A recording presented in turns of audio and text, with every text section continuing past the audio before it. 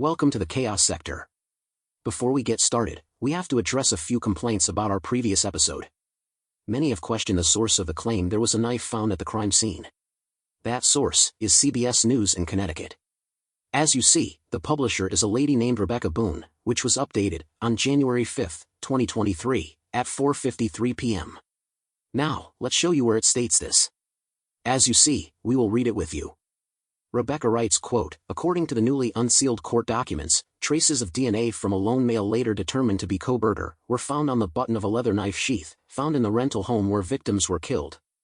A knife with a U.S. Marine Corps insignia on it was also found at the scene, though there's no record of Kohberger having served in the military. Unquote. So let me get this clear, a knife was also found at the, oh wait, wrong episode. Now, this may be a mistake on her behalf, but this is a news station. So once again, we only present what such news stations put out here. We would never claim a knife was found without a source that reported it. That's not some bogus website that's infested with spam and malware. Negative, that's an official news organization's website. And an article published by an employee of that news organization. Regardless if it was incorrect on their behalf, they are the media, who give you the details of the case. Write a letter to CBS News of Connecticut, who spread misinformation. Now of course we should fact-check as well, but if we need to fact-check, certainly Rebecca Boone of a news organization should fact-check, right? So is this an error on her behalf? Or did the truth slip out? Let's just call it a truce, how about it? Now, let's address what has been allegedly found at Kohberger's home. As many know, there was a search warrant on December 30th of last year, but the details of what was discovered had been sealed, up until recently. Authorities initially sealed the search warrant for the home, arguing that releasing the details could, quote, prematurely end the investigation. Well, it's been released now, and let's evaluate what was found. They allegedly discovered red stains on a pillow, assumed to be blood. They obtained several strands of hair, including what is assumed to be an animal hair. They found a black glove, a computer tower, and an unnamed item. They also picked up receipts from Walmart, 2 receipts from Marshall's, and the contents inside a vacuum cleaner. They also recovered a fire stick during their search. The alleged bloodstains on the pillow? I don't know about you, but such a calculated individual would more than likely clean everything up. How would this blood be on his pillow, which we assume is from the night of the murders, and yet he doesn't clean that up?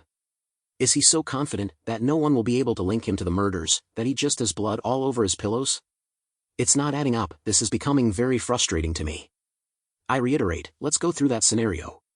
Kohberger stabs 4 individuals to death, speeds off, and returns to his home. Upon arriving at, wait a minute. Let's take a step back, did you spot it? It's gigantic, you can't miss it. What am I talking about? The elephant in the room. That pillow is the elephant in the room.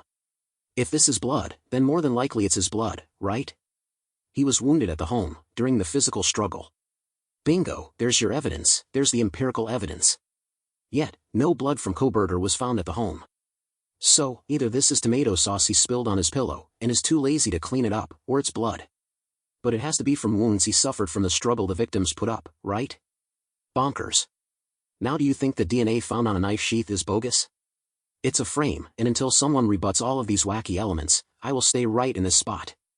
My colleagues may feel otherwise, but I'm telling you, this is a person who is being framed for a murder, because he, quote, fits the description. And since he is being framed for a murder, then obviously someone else has committed those crimes. Say what you will, but I have presented enough evidence to justify my theory.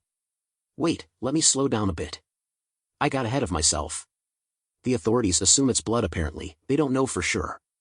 Well, let's see now. They recently released the sealed document of that raid, not recently raided. Meaning, at the time of the raid, which was December 30th last year, up until now, surely they have their results of what that stain was on the pillow, right? Is this why they didn't want to release this information, because it would end the investigation prematurely? I bet it would, due to contradicting the previous detective work at the crime scene. Let me explain, if this stain on his pillow is in fact blood, then this obviously means his DNA has to be in that home, which would be blood. And yet, no DNA of his blood had been found at the crime scene? What the hell are detectives doing then? What about the strands of hair they allegedly found at his home, including strands assumed to be of an animal? Where in the world did you find these strands of hair? If it's in his home, which you allude to this being evidence that he was in the victim's home, this means those strands of hair went right along with him back home, right? Now are there strands of hair in his vehicle? How about blood? Let me guess, he cleaned his vehicle of all evidence of the murder, yet allowed a huge stain of blood to be plastered all over his pillow. Yeah, I got it. They are literally building a framing case, it's becoming evident. Suggesting that they found strands of hair, and perhaps even animal hair? Oh, how clever, now the dog is being implemented into the case, but was never a factor in defending the victims. I guess not, it's a poodle breed, they're kinda, well, soft. They don't have the heart to protect their owners. Sorry, that's just the facts. I guess the dog was so adorable, Kohberger petted it, rather than slicing it up. Bogery. But despite this poodle breed not being aggressive, they are still canines. What does this mean? Blood, that blood in the home would cause the dog to act primitively. If not transforming into a rabid defender of that home, it would bark so much that it would alarm everyone in the home, including Bethany downstairs. Did the dog whimper softly at the sight of his owner being stabbed to death? Did the dog run away, due to being, well, a poodle? Not from what was reported, the dog was heard barking. Better be careful, they are playing with fire here. And since the suspect is not able to refute any of this so-called evidence until his trial begins, they can literally run wild on him.